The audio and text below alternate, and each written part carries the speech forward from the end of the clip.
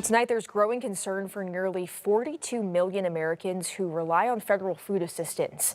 Their benefits could soon disappear as the government shutdown stretches into its 25th day with no end in sight. CBS's Christina Fan has more on how the stalemate is impacting Americans.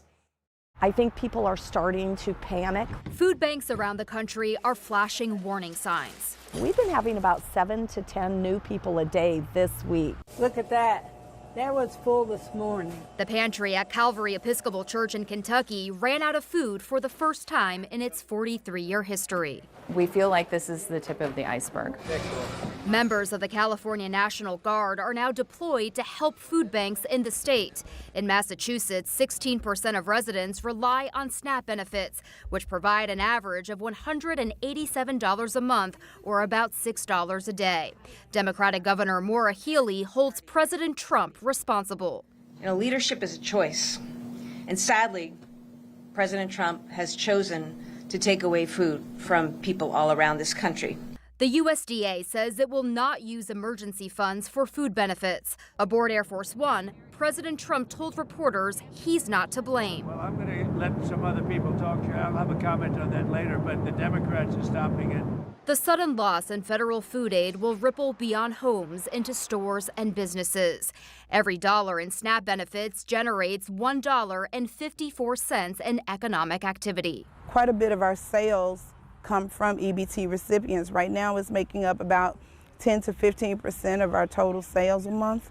Democrats say they will not vote to reopen the government unless there is an extension of health care subsidies for millions of Americans, while Republicans say they want to reopen the government first before any negotiating. Christina Fan, CBS News, New York. President Trump is off to Asia for 6 days, where he's expected to meet with a number of world leaders, including the Chinese president. President Trump departed on a 6-day trip to Asia late Friday night. His visit will include stops in Malaysia, Japan, and South Korea, where the president's expected to meet with Chinese President Xi Jinping during the Asia-Pacific Economic Summit. The president says he's also open to meeting with North Korean leader Kim Jong-un at the DMZ. They have a lot of nuclear weapons, but not a lot of telephone service, so I'm open to it. I had a great relationship with him, and he probably knows I'm coming. President Trump is also expected to meet with the new Prime Minister of Japan during his travels. And the president announced he's paused all trade negotiations with Canada over a TV ad that used President Ronald Reagan's words criticizing tariffs.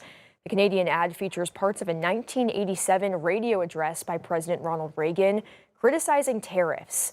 It led Trump to abruptly declare all trade negotiations with Canada are hereby terminated. The Premier of Ontario, Doug Ford, was behind the multi-million-dollar ad buy, but after talks between Ford and Canadian Prime Minister Mark Carney, the ad's now being pulled from American Airways starting Monday, allowing time for it to air during Friday's World Series game. It's a crooked ad. I heard he's airing it. Canada, that's why I pulled everything. With Canada, they did a crooked ad. The latest trade spat comes after U.S. hiked tariffs in August to 35% on many Canadian goods. There have been tensions between the U.S. and Canada since tariffs kicked off on top of President Trump's 51st state taunts. Well, grab your capes and goblets. Rentopia is back in Benton County this weekend, transforming the fairgrounds into a medieval kingdom. Organizers say Renfest regulars and first-timers alike showed up in full costume, from knights and Vikings to fairies and pirates. The festival features live jousting, magic acts, fire performers, plus fan favorites like giant turkey legs and craft mead. And even with the steady rain, the royal court says the show must go on. You want to get here, dress up as you like, and leave the world behind, eh? And come and enjoy a day of fantasy with us. Whether it rains, whether it shines, you can always... Wait, no, it's shining. I see the sun right now. I do too. Rentopia runs again tomorrow at the Benton County Fairgrounds. Tickets are available at the gate. Just be ready for an adventure. It's a bit of a sad moment.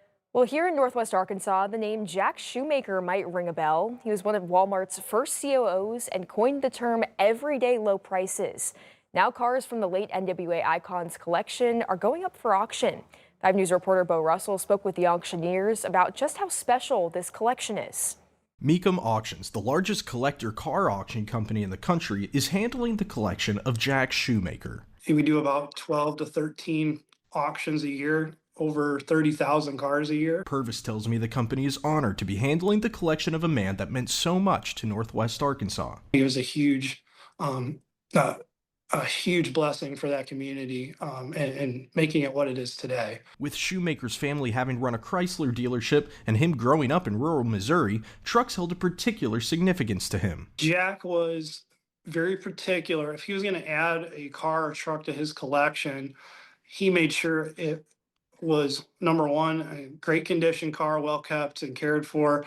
But most of these cars and trucks have a pretty incredible story behind them. Now these classic cars that have been kept in incredible condition are going to auction in Dallas. Purvis says Mecum is hopeful the Northwest Arkansas community will show out. We're excited to bring that to Dallas, and that's the closest auction we have to that community.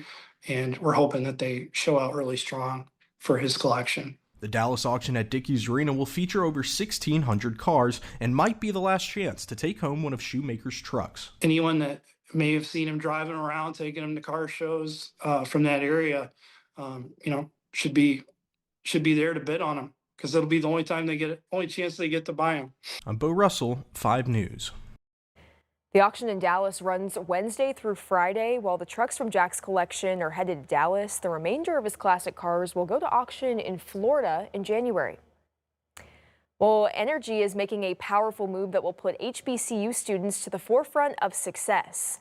The company will pour $20 million into each of the state's historically black colleges and universities.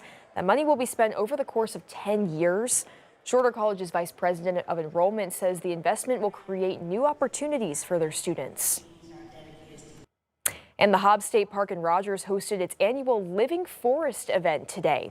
This year's theme, The Wizard of Hobbs, gave people a chance to see the park in a unique way while dressed up in costumes.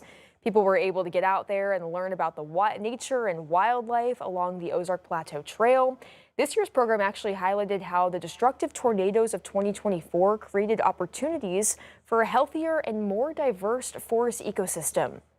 But after the tornadoes came through here in 2024, it looks like it was just devastated in many areas, but we noticed that there was an opportunity here to get some wildflowers back on the ground, get some seed out there, and help to fill in that area and make the plant community more diverse. More diverse plant life means more animals.